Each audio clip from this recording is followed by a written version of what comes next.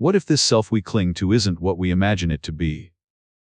What if the very foundation of our identity is constantly shifting, like sand through our fingers? We spend our lives building castles on these sands. The Buddha offered a radical insight, a mind-bending idea called anatta, or non-self. It's not about denying your existence, but questioning the nature of what you perceive as your fixed, unchanging essence. Scientifically, our bodies are a testament to impermanence. Let's explore this directly. Is your body you? Your body ages, changes, gets sick, heals. The body you had as a child is not the body you have now. So, which body is you? Are your feelings you? Joy, sorrow, what about your thoughts, your mental formations? They too are fleeting, a constant stream of information, judgments, memories, and plans. If you are your thoughts, which thought are you? The one from yesterday? The one right now? Anatta isn't a belief to adopt, but an experience to realize. It's about seeing directly that all phenomena, including what we call self, are compounded, dependently arisen, and constantly changing. This very moment, your breath is changing. To understand anatta is not to become nothing, but to realize that you are not a separate, isolated entity. You are an ever-changing process, interconnected with everything. Consider a river. We call it the river, but it's never the same. Let's practice observing this flow. Choose one sensory experience, perhaps the sound of distant traffic, the feeling of air on your skin, or the gentle warmth of the sun. Don't try to change it or judge it. The profound freedom of anatta lies in releasing the illusion of a separate, vulnerable self that needs constant protection. When there's no fixed self to defend, there's less fear, less attachment, less suffering. Understanding anatta is a journey, not a destination. It's an ongoing practice of observing the impermanence of all things, including your own mind and body. This practice doesn't make you disappear, it allows you to truly appear. We often cling to a fixed idea of me, a solid, unchanging self. But what if this self is not what we imagine? What if it's a dynamic flow, an ever-changing process? Look at your body. From a child to an elder, it constantly transforms. Cells die and are reborn. Where is the permanent you in this physical form? It is impermanent. Feelings arise and pass away: joy, sorrow, anger. None stay forever. They are like waves on an ocean, appearing and disappearing. Can you truly claim any feeling as mine eternally? Our perceptions, how we interpret the world, also change. What we saw as a threat yesterday, we might see as harmless today. They are not fixed, but fluid, influenced by countless factors. Thoughts, intentions, habits. These mental formations are constantly in motion. They arise, linger, and dissolve. There is no central thinker behind them, just a continuous stream of mental activity. Even consciousness itself is not a static entity. It arises in dependence on conditions: the eye and form, the ear and sound. It's a series of momentary awarenesses, not a continuous, unchanging observer. Think of a river. Is it the same river from moment to moment? The water, the banks, the currents, all are constantly changing. Yet, we call it the river. So too, is the self, a continuous, yet ever-changing process. Modern science echoes this. Our brain is a dynamic network, not a static control center. Every moment, new connections form, old ones fade. We are not a fixed entity, but a dance of energy and information. Now, take a moment. Observe your breath. Notice the sensations in your body. Are they solid, fixed? Or are they arising and passing, moment by moment? Just observe, without holding on. When you truly see this non-self, the burden of me begins to lighten. There's freedom in realizing you don't need to defend or prove a fixed identity. Just be. In this moment's unfolding. We often live with a deep-seated belief in a fixed self, an unchanging I at our core. This belief is so fundamental, we rarely question it. But what if this self is not what we imagine? Consider your physical body. Is it truly a fixed you? From the moment you were born, your body has been in constant flux. Cells die and are replaced, tissues change, your very form transforms with age, diet, and environment. Now, let's turn our attention inward, to your feelings. One moment you might feel joy, the next, sadness, then perhaps irritation or calm. These emotions arise, stay for a while, and then pass away. They are impermanent, ever-shifting, and what about your thoughts and perceptions? They, too, are like fleeting visitors. One thought arises, then another, a ceaseless stream of mental activity. You might hold a strong opinion today. This idea of non-self, or anatta, isn't about denying your existence, but understanding its nature. Scientifically, we know that at a cellular level, our bodies are constantly regenerating. Every few years, almost every cell in your body is replaced. So, if the body isn't a fixed self, if feelings aren't a fixed self, and if thoughts aren't a fixed self, then where is this unchanging I we so desperately cling to? When you search for it, let's engage in a brief reflection. Sit comfortably, gently close your eyes, or soften your gaze. Bring your attention to your breath. Feel the sensation of air entering and leaving your body. Now, notice the thoughts that arise. As you observe, you might notice that there's no fixed owner of these thoughts, feelings, or bodily sensations. They simply arise and pass. There is awareness, yes, but this awareness itself is not a thing that can be grasped or. The wisdom of anatta, of non-self, is not a bleak or nihilistic view. Instead, it offers immense liberation. When there is no fixed self to defend, no fragile ego to constantly protect, you are free from the endless cycle of. So, how do we live with anatta? Not by trying to destroy the self, but by recognizing its true nature, that it is a process, not a thing. Cultivate mindfulness of your body, feelings, perceptions, and thoughts. We often walk through life with a deeply ingrained sense of self, a solid, unchanging I that experiences the world, holds memories, and projects into the future. This self feels so real, so fundamental. But what if this solid self is an illusion? The Buddha taught anatta, or non-self, revealing that everything, including our sense of identity, is impermanent, constantly changing, and lacks an inherent, unchanging core. Think of a river. So, if everything is in constant motion, if every aspect of our being is fleeting, what then remains? What is that unchanging essence that we call I? When you look within, can you pinpoint a stable, permanent entity? To truly grasp anatta, the Buddha introduced the concept of the 5 aggregates: form, feeling, perception, mental formations, and consciousness. These are the components we mistakenly identify as self. Think of a complex piece of software. A classic analogy from Buddhist texts is that of the chariot. Is the chariot the wheels? No. Is it the axle, the body, the reins? No. Is it the sum of all its parts? Not exactly. Now, let's try a brief reflection. Close your eyes gently, or soften your gaze. Bring your attention to your breath, feeling the gentle rise and fall of your abdomen.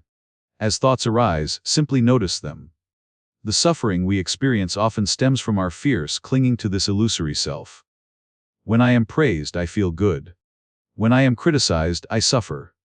When my plans succeed, I am happy. When my expectations are unmet. The true liberation of anatta is not a loss, but a profound gain. When we let go of the illusion of a separate, fixed self, we open ourselves to the boundless interconnectedness of all things.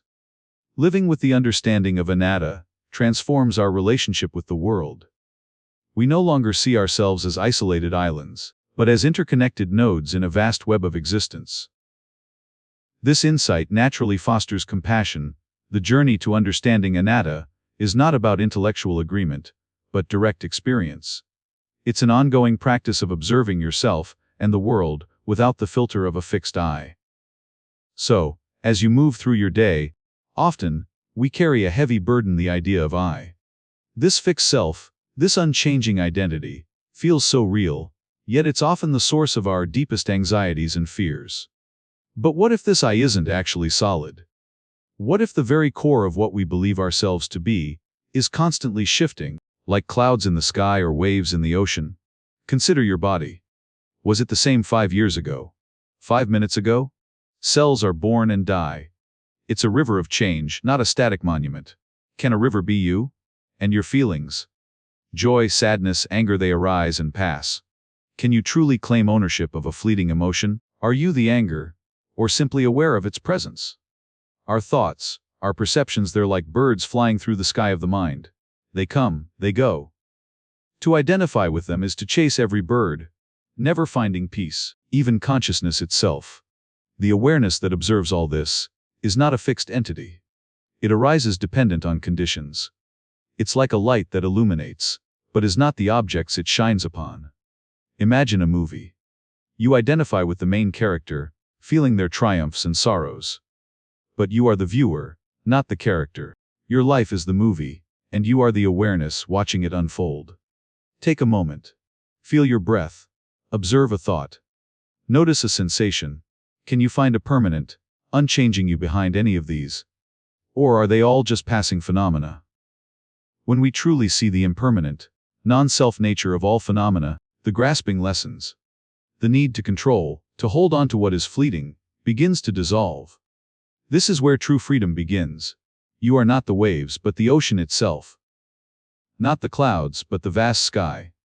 This understanding doesn't diminish you, it expands you into the boundless peace of pure awareness.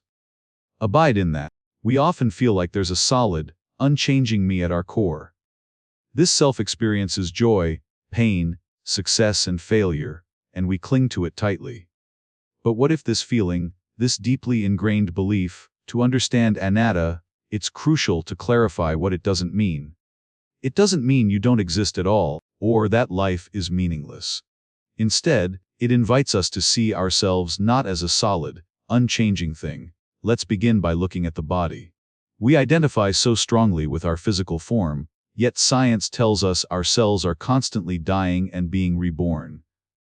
Your skin cells renew every few weeks, your liver cells every year. Now, let's turn our attention to our inner world, our feelings and perceptions. Think about a moment of intense joy, or deep sadness. Did it last forever? No, it arose, stayed for a while, and then faded. Beyond body, feelings, and perceptions, we have mental formations, our thoughts, intentions, memories, and habits. These too are constantly arising and ceasing, influenced by countless conditions. And even consciousness itself, the very act of knowing or being aware, even modern science echoes this understanding of constant change. Our brains are incredibly plastic, continually rewiring themselves based on new experiences. Every moment, neural pathways are forming and dissolving. At a subatomic level, consider the metaphor of a river. We give it a name, the Mississippi River or the Mekong River, and we speak of it as if it's a single, unchanging entity. Now, let's engage in a brief reflection. Find a comfortable posture, perhaps close your eyes, or soften your gaze. Bring your attention to a single sensation in your body, perhaps the feeling of your breath. When you stop clinging to the idea of a fixed self that owns these experiences, what remains? Not emptiness in a frightening sense, but a vast, open, interconnected awareness. A deep peace arises from realizing you are not separate from. Embracing anatta doesn't mean becoming passive. It means living with profound freedom and compassion. When the burden of a fixed self dissolves, so does much of the fear, comparison, and attachment that cause suffering. You can engage fully with life. We often live with a deeply ingrained assumption that there is a permanent, unchanging I at our core. This self feels like a solid anchor, a consistent identity that navigates through life's currents. We define ourselves by our names. This questioning leads us to a profound Buddhist insight, anatta, often translated as non-self or not self. It's crucial to understand what anatta is not. It's not a denial of your existence, or a nihilistic claim that you don't exist. Rather, consider your own life. Who were you 10 years ago? 5 years ago? Even yesterday? The beliefs you held, the passions that drove you, the relationships that shaped you, many have likely shifted, evolved, or even completely transformed. Science offers compelling parallels. Our physical body, which we so readily identify as me, is a marvel of constant renewal. Every few years, nearly all the cells in our body are replaced. The skin cells you have today are not. The Buddha broke down what we call self into 5 aggregates, or Skandhas: form, feelings, perceptions, mental formations, and consciousness. Let's briefly look at them. Form is our physical body, constantly changing. Feelings are our sensations, pleasant, unpleasant. Now, let's engage in a brief reflection. Find a comfortable posture, gently close your eyes, or soften your gaze. Bring your awareness to your physical body. Notice the sensations, the feeling of your breath. Now, gently shift your awareness to the realm of your mind. Observe your thoughts. They might be about the past, the future, or what you need to do later. Notice how they arise, swirl, and then dissipate. Are they solid? Why is this understanding of anatta so liberating? Because much of our suffering stems from clinging to the idea of a fixed, separate self. When we cling to my opinions, my possessions, my achievements, or my identity, if there is no separate, isolated self, then what remains? Interconnectedness.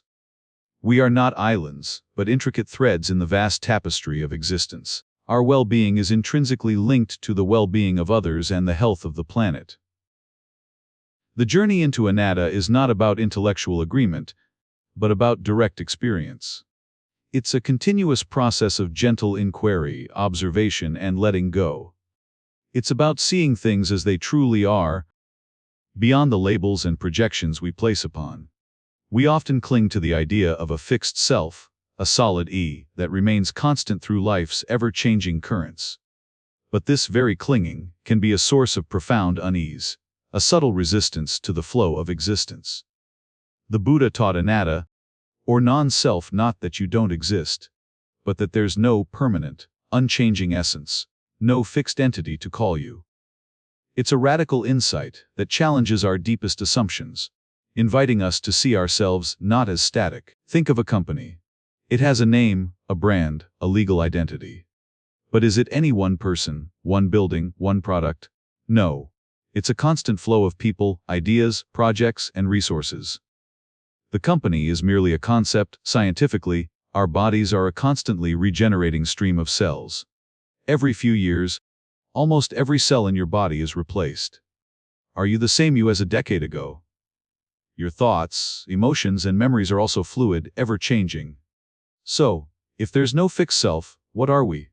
We are a confluence of 5 aggregates: form, feelings, perceptions, mental formations, and consciousness.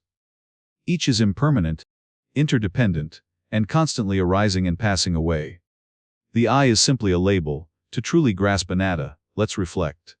Sit comfortably, close your eyes gently, and bring your awareness to your body.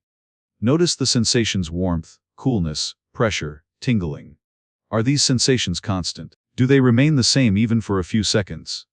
Now, turn your attention to your mind.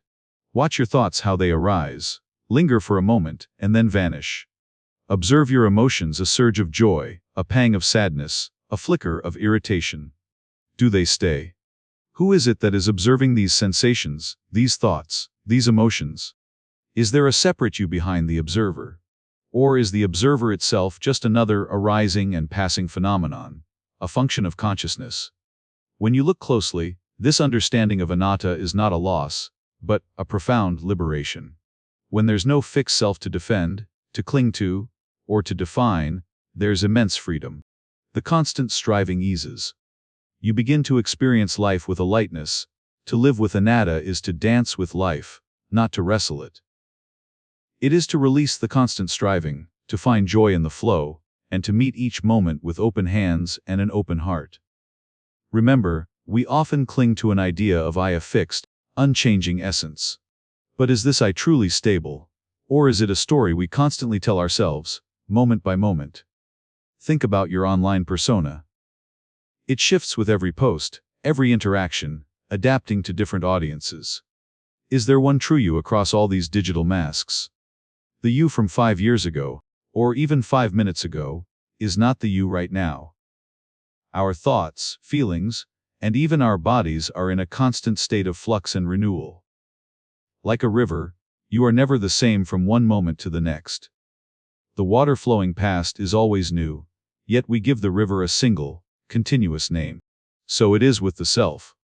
Biologically, our cells are constantly dying and being replaced. Every few years, almost every cell in your body is new. Where then is the permanent you in this cellular dance? Now, let's gently explore this directly. Find a comfortable posture, and just bring your awareness to your breath. allowing your mind to settle. Notice your body. Can you find a part of it that is absolutely unchanging? Feel the subtle sensations, the warmth, the coolness, the pulse all arising and passing. Turn your attention to your thoughts and feelings. See how they arise, linger for a moment, and then dissolve, making way for the next. None are permanent. None are truly yours to hold. When we truly see this constant flow, the grip of a fixed self loosens. There's a profound freedom in realizing you don't need to defend or uphold a rigid identity. This understanding of anatta isn't about negation, but liberation. It allows you to engage with life more fully, with less fear and more compassion, knowing all is interconnected flow.